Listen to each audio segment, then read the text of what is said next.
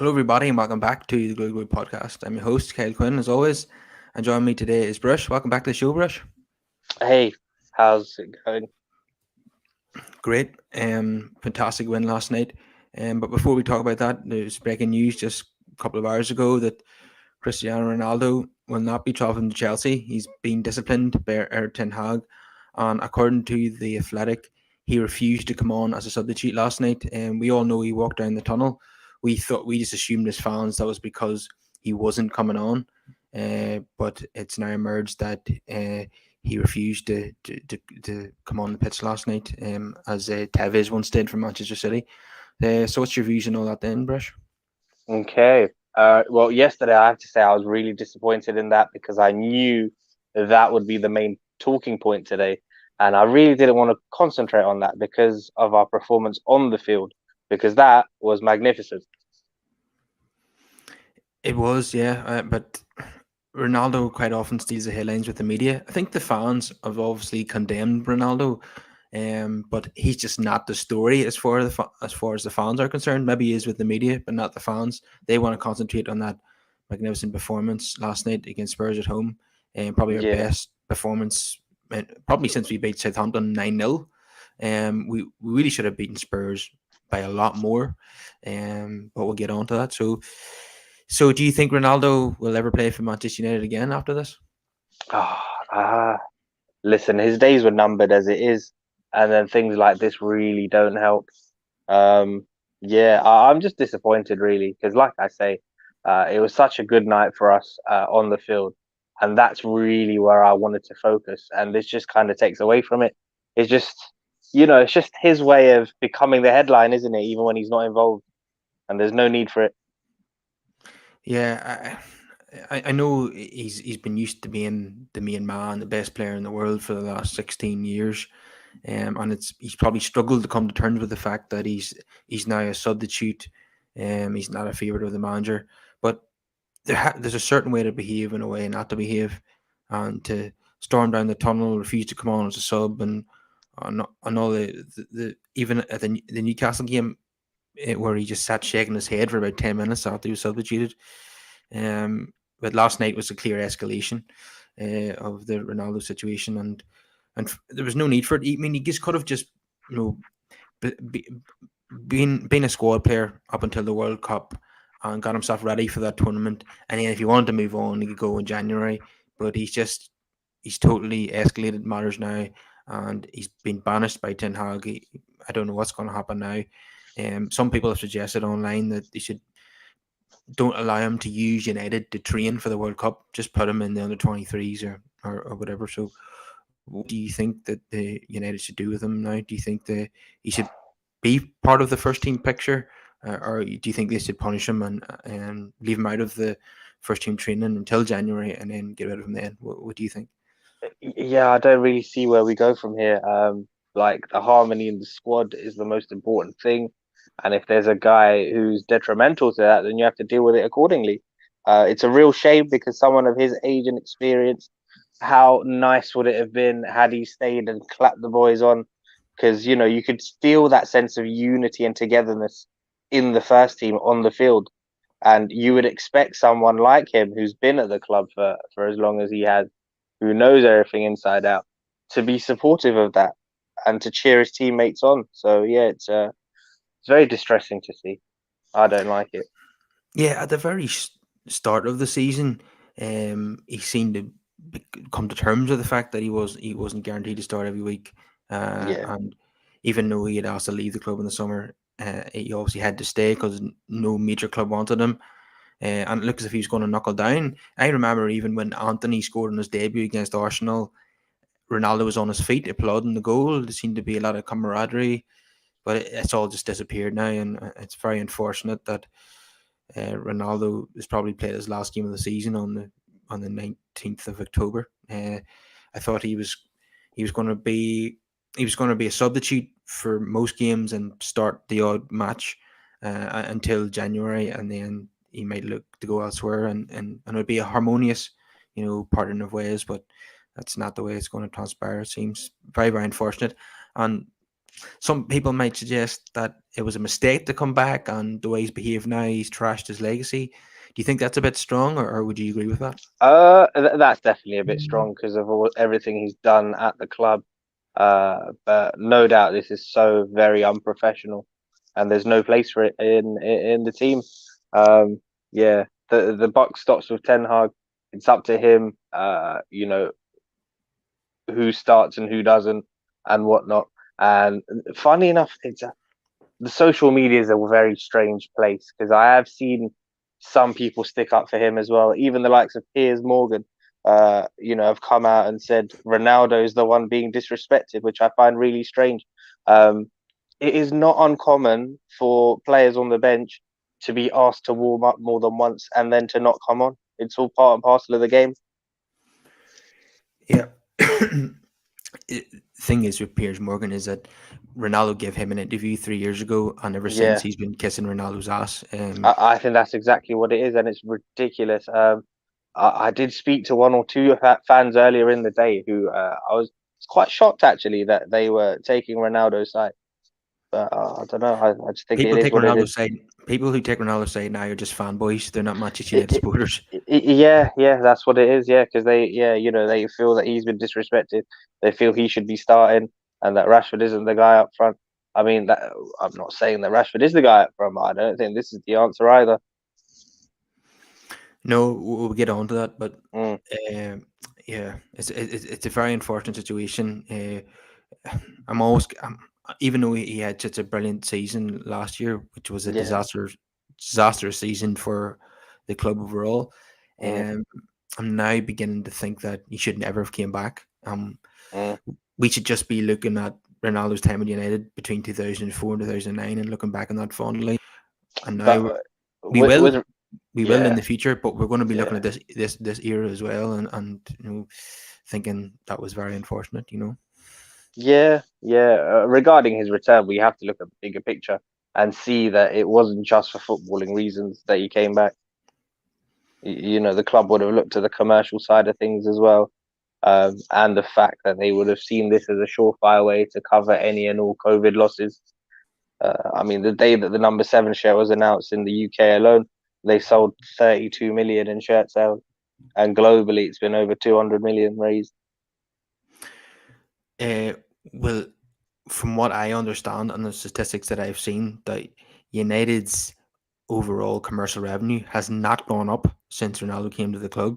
Mm, So that has been a failure in that aspect from the owner's point of view. On the pitch, it was a success last season. From his, obviously not for the team, but for him it was. Uh, but this year it's been a disaster. But the team is doing well, and that's what we're about to get on to right now. yeah. So we've won 7 of our last 9 games. Last night was the best performance under Ten Hag, arguably the best performance in a couple of years. The only downside to it was that we didn't score more goals, Mm, and that's probably because we don't have a striker who's capable of getting 20 goals a season. Rashford has had 17 shots on goal now without scoring a goal across the last few matches. I know a lot of people have been saying it's because the goalkeepers have been brilliant. Hugo Lloris last night and the goalkeeper for the Cypriot team and so on. But the finishing was poor as well. But yeah, United deserved to win last night. Most of the team were excellent. Even Rashford did play well, apart from his finishing. But that he's just not someone that can be relied upon to score goals. And we saw it at the weekend at Newcastle. Whenever we need, whenever we have, whenever Rashford only has a couple of chances in the game, he didn't take them. Specifically, that cross from Casemiro, we hit it wide. There'll be games like last night where we'll be so dominant, we'll create like 25 chances, and eventually we'll get a couple of goals. But there'll be games where we'll only get 4 or 5 chances, and Rashford needs to score his to win the game, and that's what And that Newcastle game is an example of that. We're finished 0-0 because he didn't take his chance. So that's what I'm worried about. Last night was with every reason to be positive about last night, but one of the negatives I'll take away is that we need a striker. absolutely. I think we're so very early in our process. The main thing for me is that we are creating chances. We're starting to see the beginnings of what Ten Hag is trying to build. Yeah, Rashford for me is not an out and out striker, and this has always been his issue when it comes to finishing and stuff. That in the first half, such a delicious ball by Fred into him, and he just went for power, and Lloris saved. Shout out to Lloris. Lloris was brilliant yesterday. On another day, it probably would have been by a far bigger margin, but by the same token, as good as we played on another day, you could say that it might have been a frustrating draw because both goals that we did score had an element of fortune to them. But that's part of the process, I think, until we get that killer instinct. And for me, that killer instinct comes from adding one or two additions. Like I don't think there's anything in the squad currently that can really take us over the line in that regard. No, not unless Charlie McNeil, realizes his promise very early and becomes a number Yeah, nine. It's very unlikely. For maybe in a few seasons' time, but not now. I don't think. yeah. Um, I was saying last night that if I was so impressed by United last night. I was People might accuse me of getting a bit carried away. Mm. That if we had Van Nistelrooy up front right now, we'd be top of the Premiership. I'll tell you ideally if I could bring one striker back to fit into this current team, I'd probably choose Rooney. A young Rooney would be perfect in this, just because he would be a team player and just run ragged and just do everything. Yeah, and he could play as a number nine, and as we know, he was excellent in that role. So, Yeah, yeah, especially the season after Ronaldo left when he really stepped up and became our focal point. He scored a lot of goals. and he was a very people don't really talk about it, but he's a very good header of the ball Mm. as well. He scored a lot of headers. Rashford is hopeless when it comes Yeah, to. yeah, again. He's just not that guy when it comes to being an out and out forward. I think his best position is on the left. He does have qualities.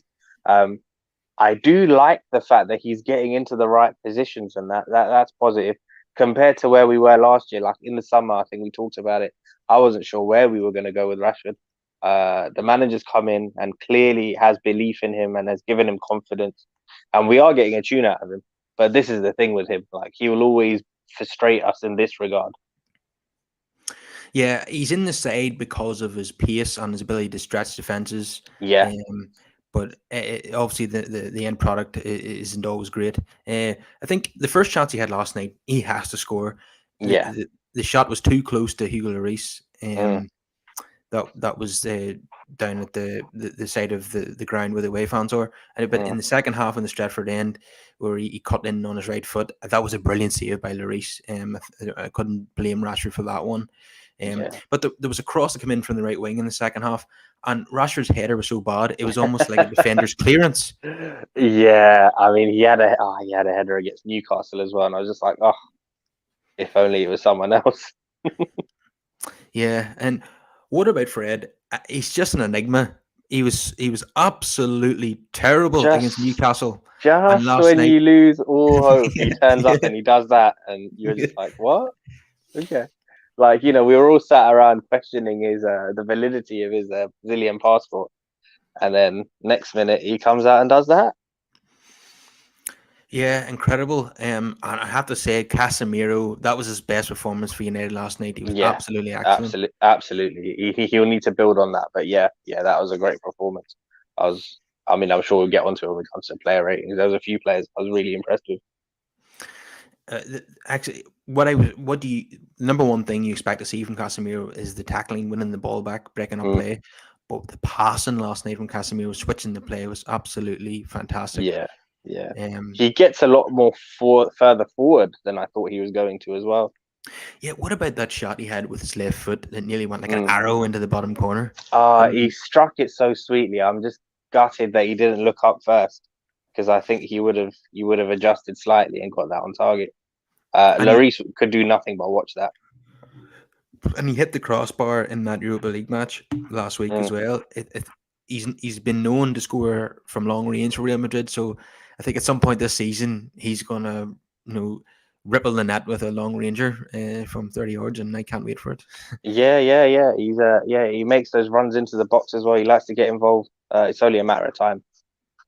Yeah, and he scores headers from corners too. Mm, Um, he's had a couple of well, one big chance against Everton. We should have scored a header from Rashford's cross. Last night I think he headed from a corner, but he had to stretch away back. He was never going to get that on target for him. yeah, yeah. We need to Um, improve. I would like us to see us improve from set pieces. We don't utilize that enough. definitely. I'd like to see Varane get on the end of a few Yeah, corners. Um, yeah, and what about Varane and Martinez? Absolutely, two clean yeah. sheets in a row. They were up against Kane and Son last night, and they nullified them. They were fantastic again. Absolutely. Two of the best forwards in the country, and you wouldn't have known that they were playing yesterday.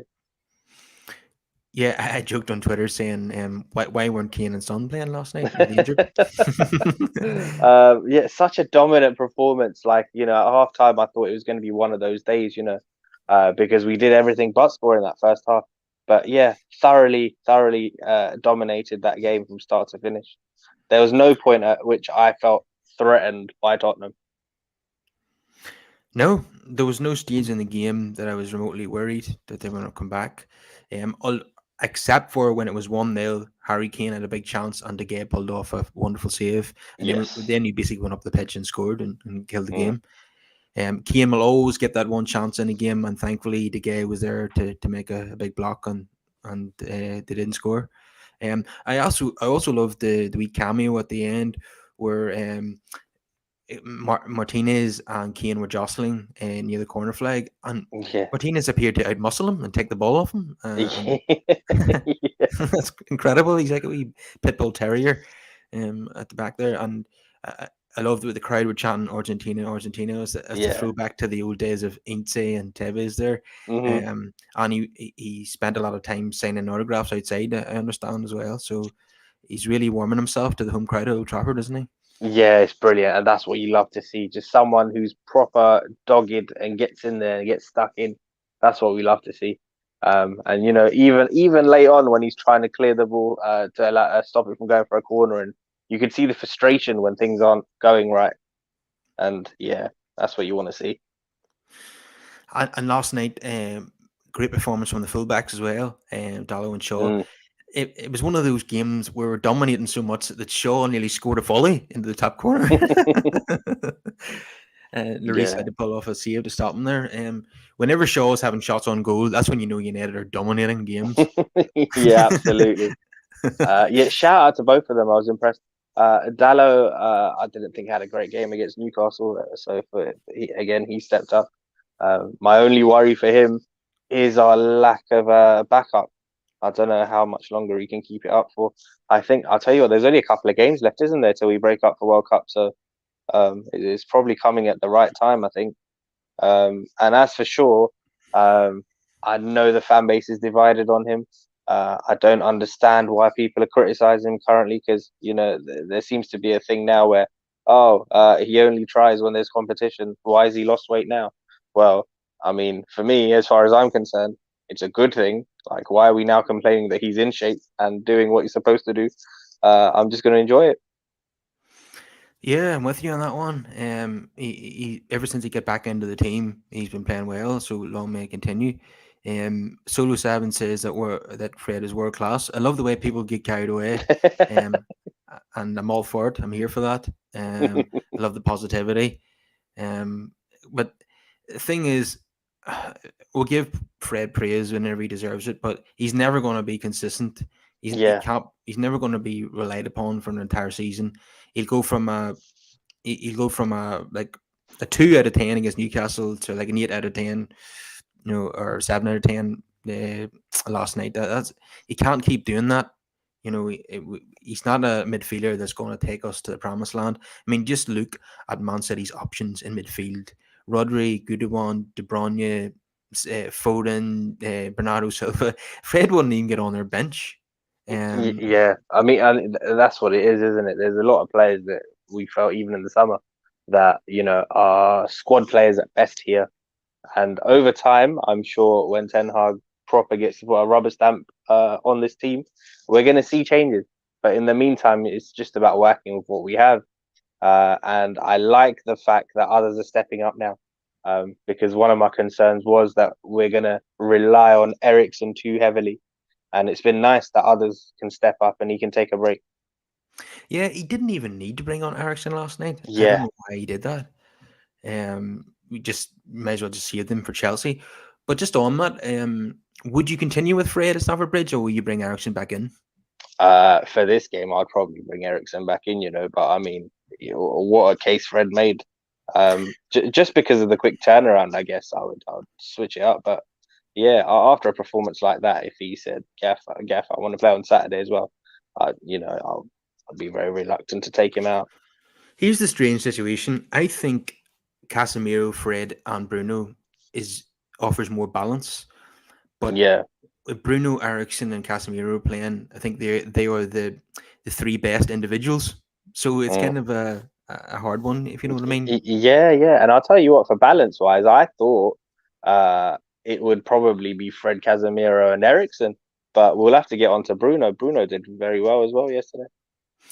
He did. Very unlucky not to get a second goal as well. It was that Yeah, offside decision. I yeah, think. he definitely could have done better to keep himself on side. He probably had a bit more time and space than he realized. Great composure as well to go around Lloris the way that he did. Yeah. I- I'm surprised they didn't draw the lines there because it Mm. was very marginal. They didn't seem to spend much time reviewing that, and they just stuck with the on-field decision. Yeah, Um, I was gonna say that at first glance it did look very close. When they showed the replay, I thought, yeah, he is off. But it was quite annoying though because it's one of those where he very easily could have adjusted his body and stayed on. yeah, if he was 1 yard further back, I think he still would have scored. You Yeah, know, so that's unfortunate. But fantastic finish. I know it came. There was a bit of luck with the way the ball came to him, but no, yeah, a lot of goals are like that. But yeah, lovely curl into the yeah. far corner. All you can do at this stage is keep creating chances, and we're doing that at plenty. That killer instinct, like I say, it will come, but probably once we hit the transfer market again. Yeah, I have to say Fred's goal was very fortunate. To me, that if it doesn't touch the defender, it's a pass back to the keeper. Yeah, Um, yeah, very fortunate. If there's one criticism of his game yesterday, it was that there was one or two shots that went completely wayward. Had they been on target, it would have been brilliant. yeah, there was an incident in the second half that just it kind of summarized Fred up. Um, he done a lovely wee bit of skill near the halfway line to completely take out a Tottenham midfielder. Mm. Lots of space to run into, and about three United forwards to pick out. And his pass went straight to a Spurs player. So that was Fred in a nutshell. Um, Yeah, bit I'll of tell you what brilliancy. though, he absolutely ran himself ragged. He was shattered by the end of the game. You'll remember that last ball he tried to play into Rashford, and he looked proper out of breath. Yeah, it's one of those performances where, to use the cliche, where he covers every blade of grass. Yeah. Yeah, but we've seen. I think we've seen all parts of Fred last night. You know, all the good things that he does, and then Hmm. some of the bad things that he does. Um, but yeah, as pleased as I am with what he did last night, he's not someone that I trust to be, to do that on a consistent basis. Yeah. Why was he so bad against Newcastle and so good last night? Yeah, exactly. I don't know. I don't have the answers for that, I'm afraid. But yeah, consistency is always going to be the key, isn't it? There's been lots of chat about, that's Brazil's midfield, Casemiro and Fred. Mm. Before last night, I was saying I don't get it. What is so special about Fred? Why does everybody say he plays well for Brazil? Or are they saying that based on a few highlights that they've seen and they haven't actually watched the games in full? And it's only like 8 games a year anyway. But we're going to have an opportunity now with the World Cup coming up to see what the big fuss is about. Because you'd expect Fred and Casemiro to start together for most of the World Cup. But we might even get to see more of it at Old Trafford if they keep performing like they did last night. But like we've touched on already, I think Ericsson will come back in against Chelsea because Mm. Ericsson's been so good this season. You just couldn't leave him out when he's fit. It wouldn't make any it wouldn't make any logical sense to leave out Ericsson for Fred, like no matter what, you know. Yeah, it's Uh, an intriguing one for sure, but it's a good dilemma for us to have.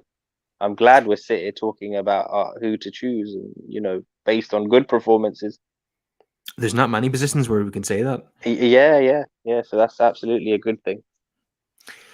Going forward, I think we might have mentioned this already. I would take your advice on signing Diogo Costa, the goalkeeper from Mm, Porto. We need a striker, a number nine, and I would probably get a younger, dynamic midfielder because the two midfielders that we signed this summer are 30. Ideally, I would love to bring in a Bynum or a Rice to go to supplement that. So yeah, if I was in charge, but obviously I'm not. Next summer, I was saying goalkeeper, a midfielder, and a striker. Would you go along with that? what about right back? Yeah, yeah, but we're gonna have to spend so much money on the other positions. Yeah, If yeah, we can do that deal too, then yeah, absolutely. yeah. I'll tell you what, with De Gea, have you been impressed with him, the way he's attempting to adjust? No, uh, Okay. because there's not so much last night because he didn't have nothing to do last night, but Yeah. there's times where he's trying to find one of the fullbacks, like Dallo, for example, and he's kicking the Mm, ball straight into the stands. There's other times where at the weekend against Newcastle, he played the ball straight down the middle of the Fred, as he's done many times, and the Newcastle player just converged on Fred. We lose possession, and it ends up being a chance for Callum Wilson, I think it was, and fortunately he didn't score. How many times have we seen that over the last few seasons? De Gea plays the ball straight down the middle of the Fred. Fred is pressed. We lose the ball, and the other team get a chance on goal, and sometimes they score. I mean, it's just an absolute hospital pass from De Gea to do that.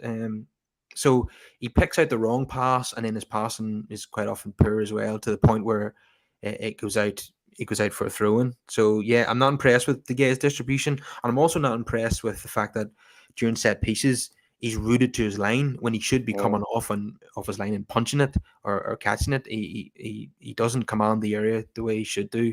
But after, despite that criticism, his shot stopping ability is second to none. But and in terms of modern goalkeepers, I don't think he is one. And if I don't think he's capable of offering what Ten Hag wants.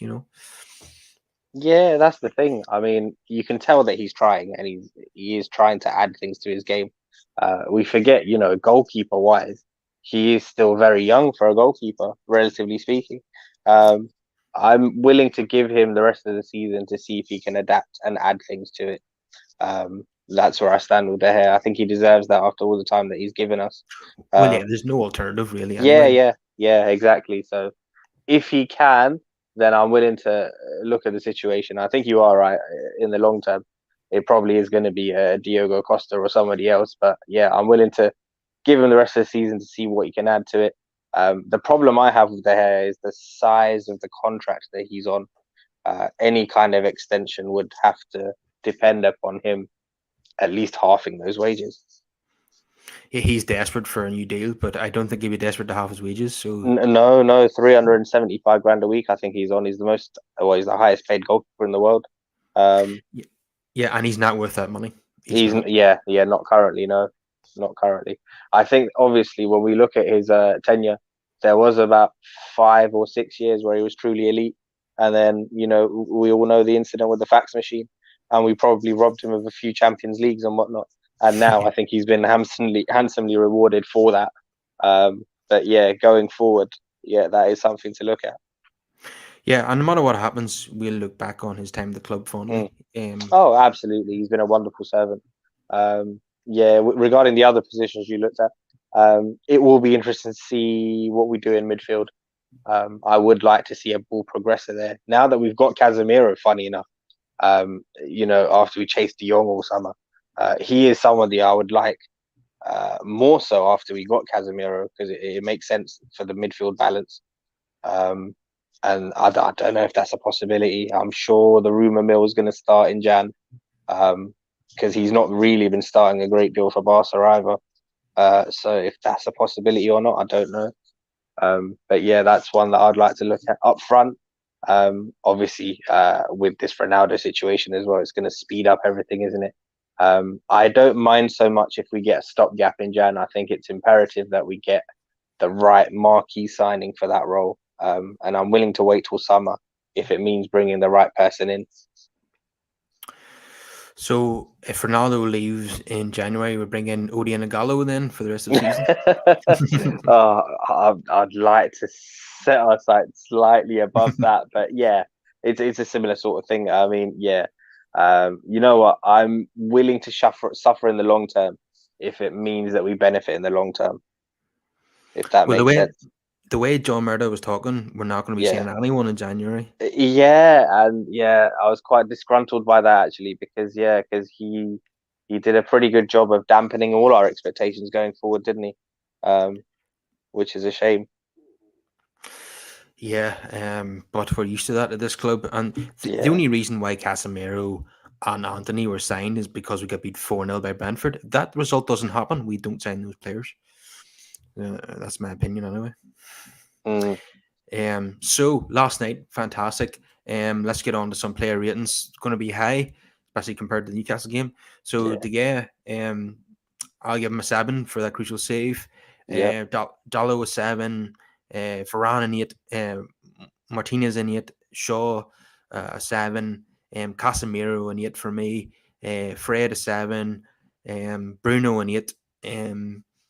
Anthony a 7. Rashford a 7. And Jadon Sancho, I'm afraid, probably only gets a 5. Another really poor game by him. I forgot he was even playing, and yet we were dominating the game. You know, Yeah. He probably gets the lowest rating for me as well. Overall, he was the one that you would like to see a bit more from. So yeah, probably. I think I gave him a 6 yesterday. Not going to that's argue too much with a 5 either, I guess. that's generous. Yeah, yeah. He Yeah, was the lowest rated yesterday as well when I looked at it. Um, Obviously, we know the player is full of quality, but we need to start seeing that translated onto the pitch. I don't know. I've kind of been toying with the idea of perhaps you could move him to the middle, where he has a technical ability, and maybe that would make up for his lack of pace because he's never going to be one of those players that goes around anyone. yeah. Well, there's not really a vacancy in the middle, Yeah, So yeah. The only place I can see like a 10 or like a false 9 or something, but even that is just me kind of brainstorming. I would like to have seen a bit of interchange between him and Rashford, where they kind of swap around and we see him drift in and Marcus drift out. he briefly switched places with Anthony last night. I don't know if you noticed. Mm, It was a bit strange, Anthony being on the left and Sancho on the right, yeah, but it didn't bear any fruit, I'm afraid. no, Sancho, one key difference between Anthony and Sancho is that Anthony really tries hard when we don't have the ball. yeah. Sancho, not as much. His attempt to track back is quite half-hearted. Um, if you're not playing well and you're low in confidence, the best thing you can do is run your socks off, in my opinion. But he's not doing that. But he's not that type of player. I don't think so. Yeah, that's the problem. He needs ball to feet. He likes those 1-2 touch pass, and he likes to be involved. And sometimes on the wing, when the ball, he just he goes missing in games when he's not involved. Yeah, and yeah, last night it was another anonymous performance from him. Mm, He'd be very lucky to start at Stamford Bridge. Even some of the games he started recently, he started by default because lack of availability, especially with, yeah.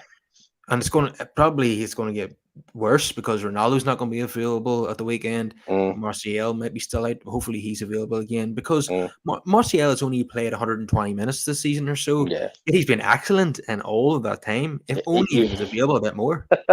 You know? Yeah, if only he could stay fit. That's the thing, though, isn't it? Unfortunately for him, he's made of biscuits. But yeah, he's a. It has been fruitful when he has been available. It's just a shame that he's only available about once a month. Yeah, and Henri was very critical of Rashford's finishing last Mm, night, as we all are. Head down, blast it. Whereas yeah, Martial is a bit like Henri, where he's cool. He knows how to place the yeah, ball into the corner. yes, yeah. If it was Martial yesterday in those positions, I'm sure we would have scored more. Martial has that je ne sais quoi, the Mm. French have, that Rashford doesn't possess. Yeah, Rashid. Yeah, because his comments were interesting. Thierry's, especially when Patrice said, "Listen, but not everyone's you on you, Thierry." Yeah, yeah, because I'm sure for Thierry, it's a very simple thing, and in those instances, there's no chance. There's no doubt in my mind that he he would have buried all of those chances. But yeah, Marcus goes for power instead of placement. I don't know if that's something that he can work on because, like, decision making wise as well, this is something that we've known about Marcus for a long time now. And why does he always have to cut in on his right foot? Why Mm, can't he just go down the line even just once a game? mm, He's too predictable. Yeah, and Anthony as well. If one criticism of him, I'd like to see yeah, him go down the line a bit more and use his right foot. yeah, yeah, and obviously, we've heard Scholes say about one trick pony and all that. We have to remember he's only 22. The best person I can describe him to is compare him to is like Ian Robben, where we knew he was, we knew what he was going to do every time, but it still didn't mean that you could stop him. And if he can perfect that one thing, then we're not going to have too many complaints. Even yesterday, that shot that he had, very unlucky, came off the bar. Yeah, the one thing I would like to see a bit more of, the amount he cuts inside is a bit mental. I would like him to see him go outside as well a little bit. Perhaps that's something that we can make up for in future when a new right back comes in and gives him a proper outlet on the right to make those overloading runs out on the flank. Maybe that's the way forward. What did you think of him and his lack of going on the outside? Anthony, Yeah. yeah, I'd like to see him add that to his game. Mm. Even though nobody seems to be able to stop him when he cuts in on his right foot Yeah, yeah. and curls it towards the forward corner, just like Robin, you say, Mm. it's one thing knowing what he's going to do and another thing stopping it. But I would like to see him mix it up a wee bit. Yeah. I don't. Even if he's a one trick pony and that trick works, I'd Mm. rather add another trick to his game. So yeah, I'd like to see him go down the line and cross the ball in with his right foot. Just like Yes. an old Yeah. school winger would do. You know what I mean? That would be fantastic. Yeah. So overall, it is looking positive. There's obviously work still needs done to the team. Mm. Uh, no more so than the need for a prolific striker, but Yeah. the performances are good. That's something to build on. Last season the performances were so bad. Even there was most of the time on the Solskjaer. Even when we won games, we were good in moments, and that's what won us the game. Yeah. Um, and then there was lots of games where we were performed poorly and didn't score. Now now we're seeing consistent performances. The goals haven't come yet. Our goal difference is now zero. I think we're finally out of the Mm. minus and into the zero. For a team that's that high in the table, our goal difference shouldn't be zero. So it shows that we're not scoring enough. But the performances are there, and that's something to build on for sure. Absolutely. And the goals will come later on. But the chances created and the way we're playing, these are the fundamentals that we work towards and strive towards. Because, like you say, last season, it happened in moments, and that kind of stuff, it's not consistent. We can't rely upon that week in, week out. But what we're seeing now with the chances created and the way the team's playing, that is a solid building block to work on. The killer instinct will come. Like, we have to be patient. It's going to take one or two more windows, perhaps, but that will come. But this is something that's sustainable. That what that we're seeing that he's trying to build. Yeah, definitely. The performances lately have really impressed me, Mm. and I'm feeling quietly confident now about the weekend. Chelsea didn't even score against Brentford. I think they have like a similar issue to us in that they don't have an out and out number nine, and they're Yeah, relying yeah. on. Aubameyang seems like a stopgap. They haven't really figured it out yet. But like a lot of their goals now are still coming from midfielders. Um, Sterling's gone to a bit more of a wing back under Graham Potter. So, His unusual. his yeah, his attacking attributes aren't really being utilized the best way. His goal returns have dried up as well. I noticed that. Yeah, Mason Mount seems to be getting their goals in Yeah, recent times. Yeah. So I don't. Yeah, yes, we could lose the game, but yeah. I I I wouldn't be surprised if United go there and win. But you, the thing is, usually when I was pessimistic about the Spurs game and we win convincingly. Mm. Now that I'm optimistic about our chances at Stamford Bridge, we'll probably lose. That's just the way things go. Yeah, I mean, listen, there are going to be bumps in the road. It is still very early in this thing that we're trying to do. For me, it's more about the performance. Like the losses will come. I'm willing to accept that. It's a manner in which we lose. That's going to be the key. Like like earlier Yeah. in the season against Brentford, that is totally unacceptable.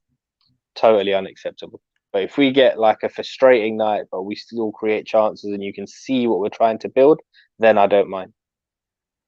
Man City was also unacceptable, conceding six Yeah, yeah, goals. yeah. Unacceptable. That was ridiculous. I mean, you could tell the players had no confidence going into that game. Their heads had dropped. They knew they were inferior as soon as they walked onto that pitch. And I think Ten Hag made a mistake that day. I think what he Mm. should have done is went with Casemiro and McTominay in midfield, or Casemiro and Yeah, Fred. I yeah, think, yeah. That midfield balance was all wrong. But I'll tell you what. In hindsight, I didn't see too much wrong with the lineup. I thought we were set up perfectly to just hit them on the counter. But yeah, that balance just wasn't there. The one thing Ericsson can't do is anything defensive. So to have him sit deeper, it just didn't work.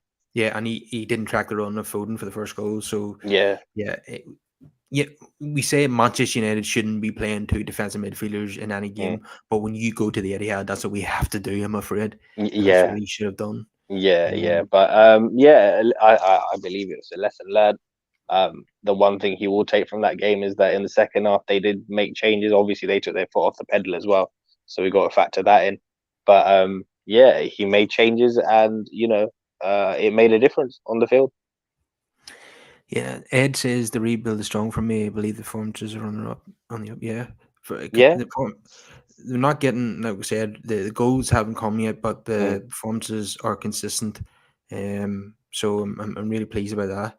Yeah, that's the key, isn't it? Because I'll tell you what, the best example I can give, the 2017 Champions League final, 17, 18, when Real Madrid beat Liverpool. Everyone could look at that Liverpool team and see the key things they were missing, and you could look at it and be like, right, what these lot need is a good quality centre back and a goalkeeper.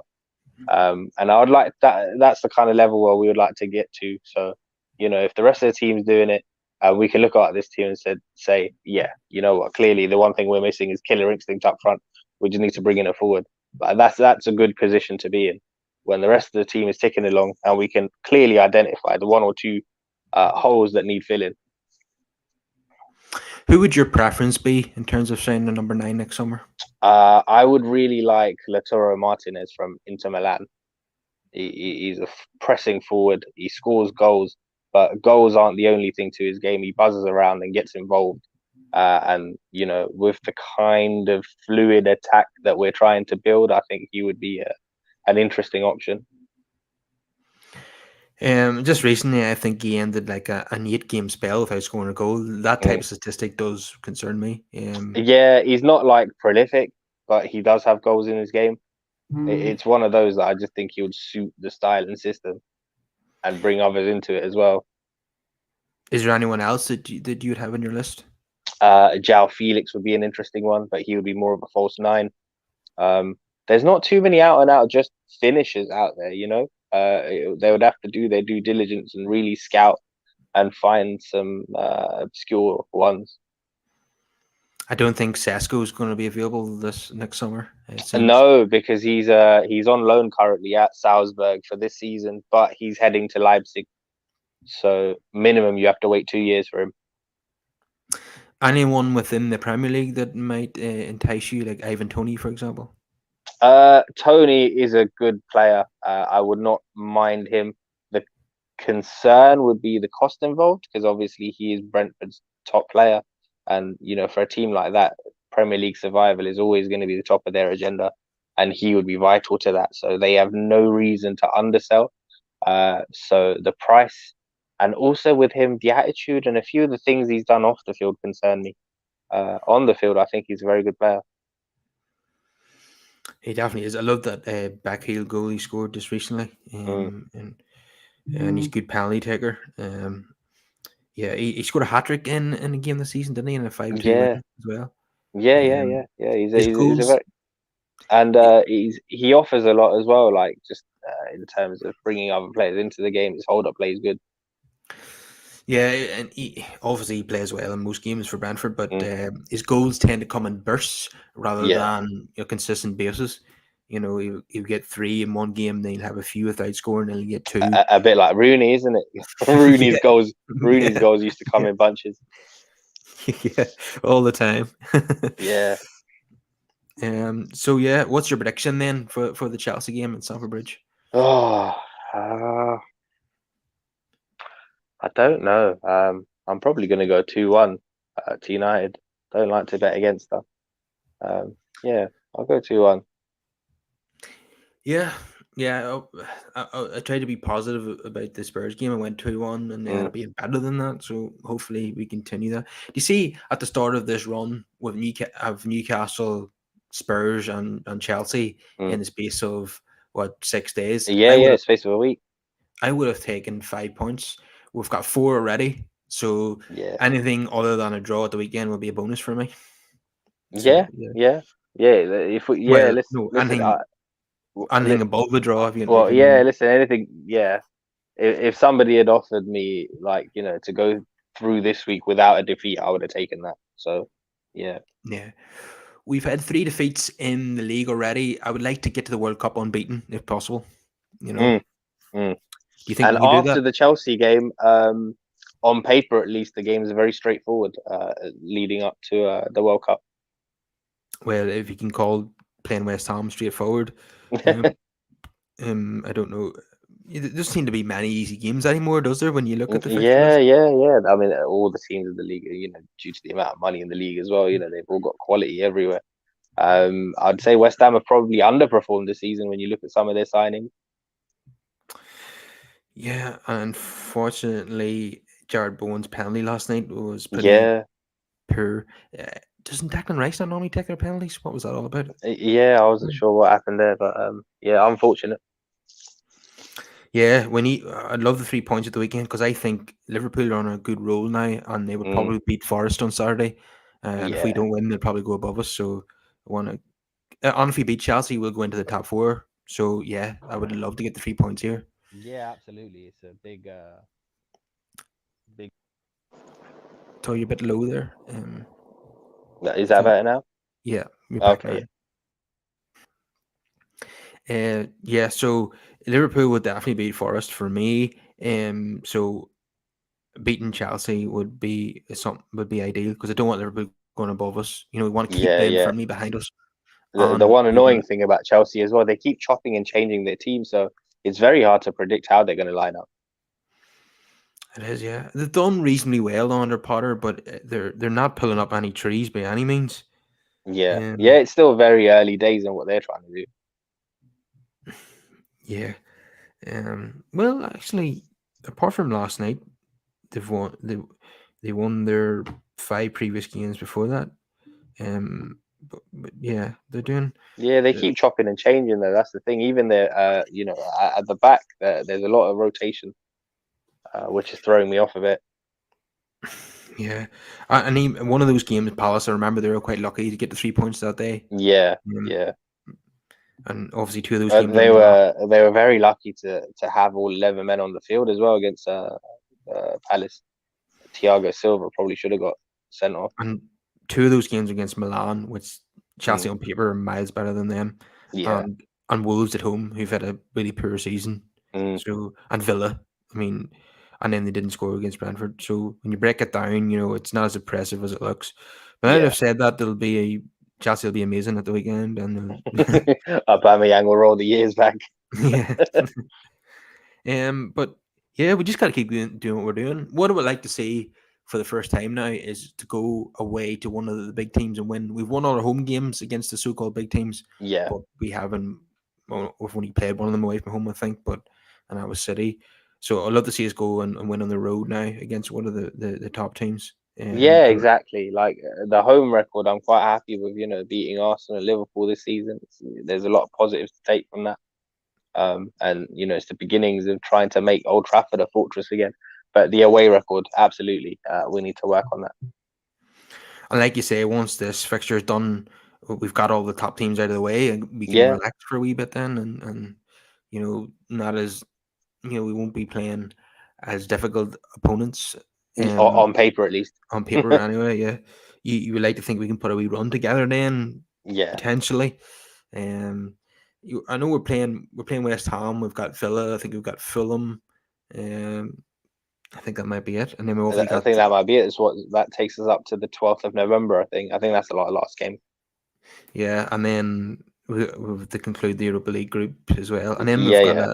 I think we play Villa back to back because we've got them in the League Cup as well. So Ah, that'll be interesting. Um, I'm not convinced that Gerrard will even be in charge of those games, the way things are yeah, going for them. Um, yeah. And then I think we're back on Boxing Day, aren't we? After all of that. Forest on Boxing Day, yeah, you Yeah, like to yeah, think that'll be 3 points. yeah, yeah, Um, yeah. I know it sounds incredibly arrogant, but I mean they're not having a good season. No, I mean they brought in so many players, didn't they? It's very hard to have a settled team with that many arrivals. Yeah, rock bottom, and Dean Henderson is not having a good season, is he? No, no, he jinxed himself with that interview, didn't he? When he said, I'm glad Eric didn't see me train." And there was a chance that Ten Hag might have picked him as the number one, so he made a Mm. huge mistake, because Ten Hag wanted to take him to Ajax in January. Yeah, So yeah, it was all a bit baffling. His comments didn't go down well with sections of the fan base as well, and we can't blame him. The way he was talking, you'd think there was an obligation to buy in that deal. yeah, I know. Yeah. Do you know what? I've moved on from him now. I don't even care Mm. anymore. I don't even want him It's back. it's one of those where I am still keeping an eye on it because obviously he's still our player, and even if we wanted to sell him, I need him to do well. But he's been shipping goals for fun. And I know he probably faces more shots than any other goalkeeper in the league, Mm. but some of the attempted saves have been woeful. Yeah. He's been beaten when he shouldn't be beaten. So he's not going to be Man United number one for me, not Hmm. at all, no chance. Um, we need to get whatever we can for him and move him on and sign a quality keeper. We need to Yeah. we need to have our own Allison Becker, our own Ederson. That's what we need to get now for me. Yeah. I think that's what they're eyeing up with regards to Diogo Costa. Definitely. He looks like a quality keeper. I seen one of the not he's a massive guy as well, which is perfect. Yeah, yeah, and he's Um, only 22. and I seen one of his long range passes. He's Mm. like a midfielder. That guy. That's absolutely ridiculous. Compare that to the guy. Yeah. So we're on the up. Let's get back to back results here and against the top teams and roll on and hopefully win a couple more for the World Cup and get it, because I think second place is up for grabs. I don't think Arsenal will sustain this. I think City will win the league. It would have been interesting if that Arsenal and City fixture went ahead last night. Obviously, it couldn't be played because of the Europa League tonight, but it would give us a sense of where Arsenal really are if they beat Yeah, it would Manchester have been a City. good measure to gauge them. I think they would be a bit gutted as well about the fixture postponement because it means that they have to play City now in the second half of the season twice. Especially this little run that they're on. I think they would have preferred to get that game out of the way now. Yeah, yeah, that game could come around when they're going through a slump, and they don't Yeah, want that. Um, and still the only points they've dropped is to United. Is that correct? yeah. United are the only team to beat them this season. Yeah. So even though I'm not convinced they'll win the league, you have to commend them. Nobody would have predicted that start of the season by Arteta and Arsenal. Yeah, no, credit where credit's due. I don't think anybody expected them to do what they're doing. The test for me for them will be in the latter stages of Europe because obviously 3 years into their process now, they can no longer afford to prioritize one thing. I think they have to try on all fronts. Yeah, they have to. And one injury to some of their key players like Jesus or Martinelli or Odegaard, then they'd be in trouble, wouldn't they? Yeah, So yeah, that's another thing to keep an eye on as well. I think the January transfer window as well will play a big part. I know last season, United and Arsenal both failed to add anything in Jan, and we both missed out on top four. You know, uh, things like that could be key difference this time round. yeah, I don't think we'll sign anyone in January unless you get rid of Ronaldo permanently, And I'll and tell you then what, I mean, I definitely see Wan-Bissaka leaving in Jan. oh yeah, absolutely. I don't know if you saw the press conference for one of the Europa League games where Ten Mm. Hag was asked, he was sitting beside Lindelof, asked, "Who is your backup right back?" And he says, "The Yeah, man sitting next to me." That yeah, yeah, yeah. I had a feeling actually. I had a feeling that the backups would be Lindelof and perhaps Malacia. So it goes to show how far down the pecking order Wan-Bissaka is. Yeah, I expect him to leave in Jan, if not permanently, at the very least on a loan till the end of the season. Perhaps the Palace. yeah, he doesn't rate him at all. That Yeah, is absolutely clear. And I also firmly believe that he wants to rid of Ronaldo as soon as possible. yeah, Um, yeah. I mean, to be honest, I think in the summer he would have been happy for him to go. I think it was probably the higher ups that kept him around. mm, for the wrong reasons, Yeah, yeah, yeah. commercial reasons. Okay, we'll wrap it up there. Thanks for coming on, Bruce. If everyone can please subscribe to the podcast, give us your thoughts down below, and pop us a wee like in the video if you're watching on YouTube. And I'll see you again then, Brush. Yeah, and just a message to the fans. Yeah, stop paying attention to the nonsense off the field and take pleasure in how we performed yesterday on the field. And yeah, let's get behind the boys. Definitely, I concur with that.